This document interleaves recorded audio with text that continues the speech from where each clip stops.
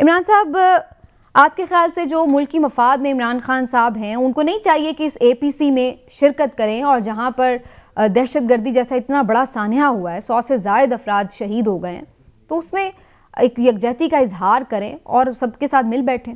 بسم اللہ الرحمن الرحیم۔ دیکھیں سمینہ، ہم تو کب سے یہ بات کہتے ہیں کہ تمام جو ملکی حالات ہیں، معاشی حالات ہوں یا دہشت گردی کے معاملات ہوں، امن و امان کی بات ہو، جب بھی کوئی نیا چیلنج ہوتا ہے یا بڑا چیلنج ہوتا ہے، اس پہ سیاستدانوں کو ضرور مل کے بیٹھنا چاہیے، اور مل بیٹھ کے ہی جب یہ مل بیٹھیں گے تو قدورتیں بھی کم ہوں گی، نفرتیں بھی کم ہوں گی، اور معاملات کا حل بھی کوئی نہ کوئی نکلے گا۔ آپ کو یاد ہوگا کہ جب 2014 میں معاف کیجئے گا اے پی ایس کا واقعہ ہوا تھا، اس وقت بھی اسی طرح کے حالات تھے۔ اچھا، اس وقت کے وزیر اعظم تھے میاں نواز شریف، انہوں نے عمران خان صاحب کو فون کیا تھا اور اس وقت ان سے کہا کہ آپ آئیں، لیکن اس وقت پہلے انہوں نے انکار کر دیا تھا۔ پھر اس وقت کے جو آرمی چیف تھے جنرل رحیل شریف، انہوں نے عمران خان صاحب سے کہا، وہ پھر اس میں شامل ہوئے۔ جس وقت شامل ہوئے، اجلاس ختم ہوا تو پھر اٹھ کے جانے لگے تھے، تو پھر انہیں مشاہد حسین سید نے روکا اور ان سے کہا کہ یہ پریس کانفرنس جو ہوگی آپ اس میں بیٹھیں، تاکہ ایسا احساس ہو لوگوں کو کہ پیغام جائے کہ آپ سب نے مل کے اکٹھے کیا۔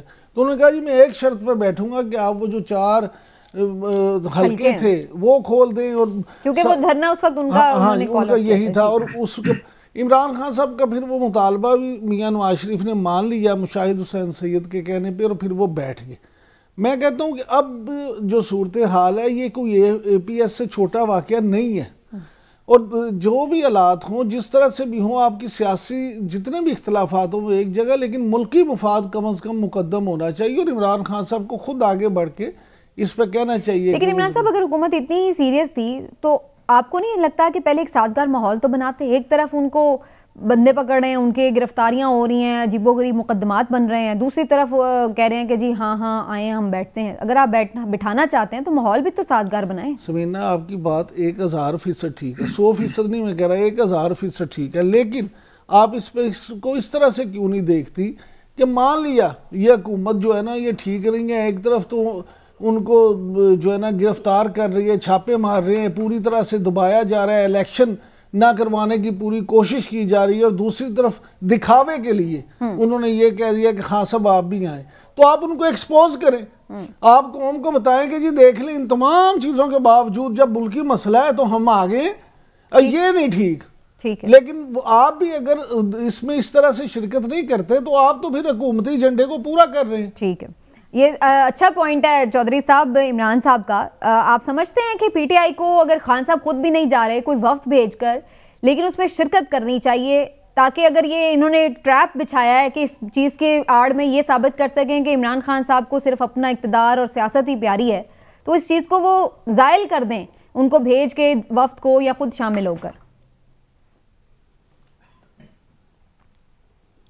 اس میں پہلا سوال تو یہ ہے کہ اگر پی ٹی آئی نہیں شامل ہوتی تو کیا ہو جائے گا؟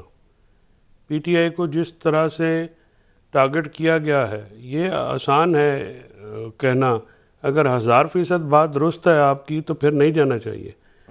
اس طرح سے ان کو ٹارگٹ کر کے روز ان کے معاملہ بندے جو ہیں اریسٹ کر کے آپ کسی کو کسی جگہ بٹھانا چاہتے ہیں، تو یہ طریقہ کار تو نہیں ہوتا جو یہ حکومت یا جس کے وکیل جو ہیں وہ کہہ رہے ہیں کہ جی ٹھیک ہے اس طرح سے آپ چلے جائیں۔ کہاں پہ ہوتا ہے اس طرح سے بات چیت؟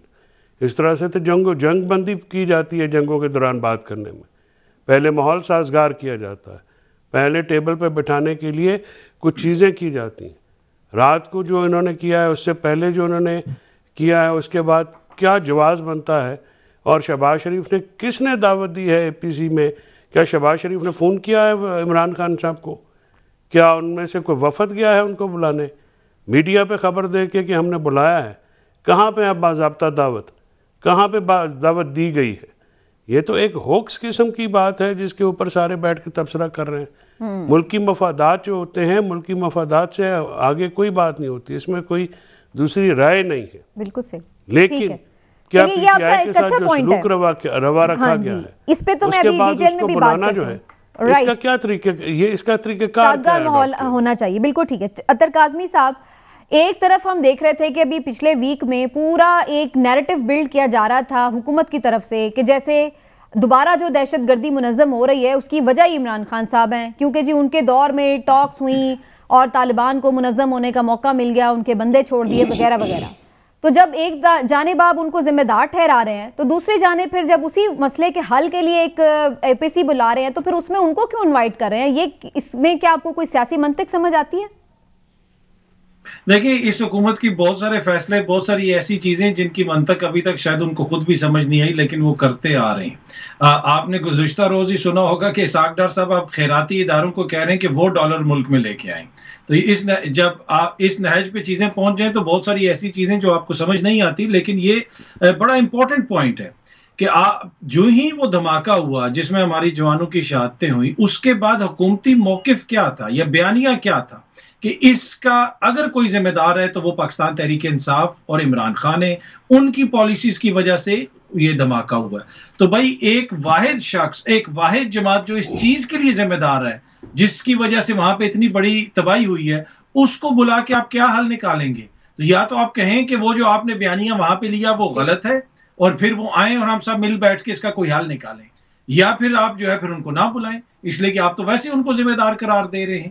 تو میرا نہیں خیال کہ اس میں کوئی تک بنتی ہے کہ آپ آ کے ان سے بات کریں. باقی ہاں دیکھیں جو حملہ ہوا ہے، جو وہاں پہ دھماکہ ہوا ہے، وہ کوئی کسی ایک جماعت کو ٹارگٹ نہیں کیا گیا، وہ پاکستان کو ٹارگٹ کیا گیا، پاکستانیوں کو ٹارگٹ کیا گیا.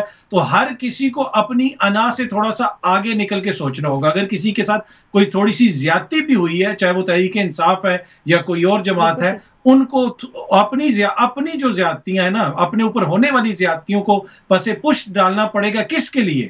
میرے اور آپ کے لیے نہیں، ان جوانوں کے لیے، ان شہیدوں کے لیے جن کا وہاں پہ خون بہا ہے. تو اس تناظر میں بھی ہم کو سوچنا پڑے گا. باقی جو حکومتی رویہ ہے کہ ایک دن دھماکہ ہوتا ہے اور اگلے دن شیخ رشید گرفتار ہو جاتا ہے، جو فواد چودھری کے ساتھ ہو رہا ہے، جو صحافی عمران ریاض خان کے ساتھ ہو رہا ہے، تو کیا آپ دہشت گردی سے نمٹنے کے لیے سیریس ہیں؟ تو پھر اس چیزوں پہ آپ کیوں اپنا ٹائم ضائع کر رہے ہیں؟ اطہر قاسمی صاحب، ایک بڑا اہم آج احتجاج بھی ریکارڈ کرایا گیا ہے خیبر پختونخوا کے غیور عوام کی طرف سے.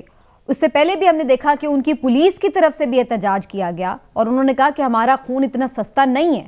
پھر آج عوام بھی نکلے ہیں اور انہوں نے بھی یہی آواز لگائی ہے کہ ہمیں امن چاہیے. یہ احتجاج کس کے خلاف ہو رہا ہے اور کیا ڈیمانڈ کیا کر رہے ہیں یہ لوگ ریاست سے؟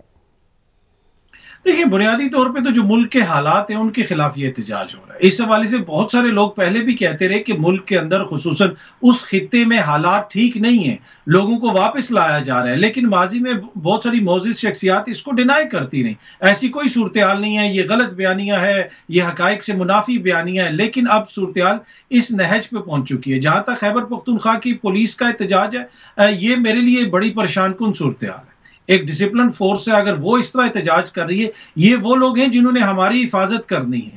اگر وہ خود کو اتنے غیر محفوظ سمجھ رہے ہیں کہ وہ یہ سمجھتے ہیں کہ ہمارا احتجاج کرنا ضروری ہے، اس سے آپ حالات کی جو اس وقت نازک صورتحال ہے نا اس کا اندازہ لگا سکتے ہیں. ایک چھوٹی سی بات پہ بات ختم کروں گا. جس دن خان صاحب کو اٹیک ہوا تھا تو شوکت خانم کے باہر میں گیا تو 200-300 سے زیادہ بندہ نہیں تھا.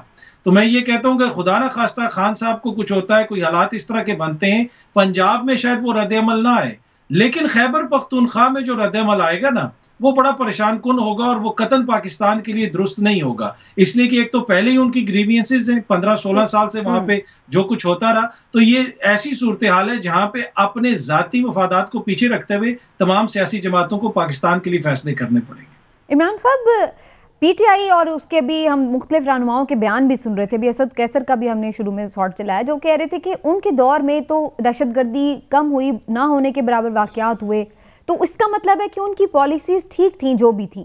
آپ سمجھتے ہیں کہ یہ پچھلے 10 مہینے میں ہمیں نظر آ رہا ہے کہ کوئی پالیسی میں واقعی چینج آ گیا جس کی وجہ سے ہمیں دہشت گردی کی لہر دوبارہ نظر آ رہی ہے؟ سمینہ، کیا حالات ٹھیک ہو گئے تھے ان کے اپنے دور حکومت میں، جب وفاقی حکومت بھی ان کی تھی اور صوبائی حکومت بھی، ان کے اپنے وزراء بتے دیتے رہے ہیں اور یہ آن ریکارڈ ہے باتیں. تو یہ آپ کہہ رہی ہیں حالات ٹھیک ہو گئے تھے. دیکھیں آپ، کبوتر اگر بلی کو آتا دیکھ کے اپنی آنکھیں بند کر لے تو اس سے بلی واپس نہیں چلی جاتی. لیکن اتنا سویر تو اس طرح کی سچویشن نہیں تھی. دیکھیں گزارش یہ ہے کہ کوئی ہم روز بیٹھ کے 100 اللہ نہ کرے اس طرح کی چیزوں پہ تو نہیں ڈسکس کرے. یہ چیزیں بلٹ اپ ہوتی ہیں، یہ نہیں ہوتا کہ ایک دم سے ہو جائے.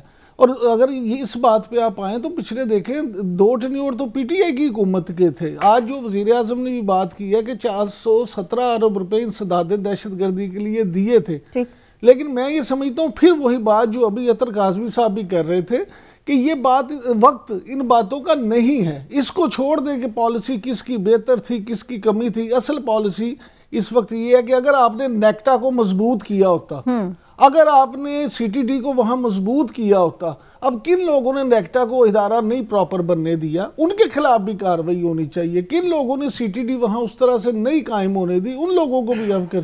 سیف سٹی وہاں کیوں نہیں, جس شہر میں سب سے بیٹھ کے کرنا کیا ہے, پالیسی تو پہلے بنی پڑی ہے. نہیں کوئی پالیسی نہیں, پالیسی دیکھیں اگر پالیسی ہوتی تو یہ ساری چیزیں نیشنل ایکشن پلان بنا تھا نا سر, نیشنل ایکشن صرف امپلیمنٹ ہی ہے, پالیسی تو وہی تھا. نیشنل ایکشن پروگرام جو بنا تھا اسی کے تحت نیکٹا بھی بنا تھا نا. نیکٹا جو ہے, نیکٹا کو پھر کیوں نہیں چلنے دیا, اس میں تو انہوں نے کہا تھا ہم نیکٹا کو بڑا مضبوط کریں گے. وہاں پہ آپ دیکھیں کہ جو سب سے آپ کا آج تک دہشت گردی کے سب سے زیادہ واقعات سب سے زیادہ سامنا کس کو کرنا پڑا ہے, کے پی کو. اور جو پشاور ہے آج تک وہاں سیف سٹی نہیں بن سکا, وہاں پہ انہوں نے سی سی ٹی وی کیمرے اور وہ نہیں کر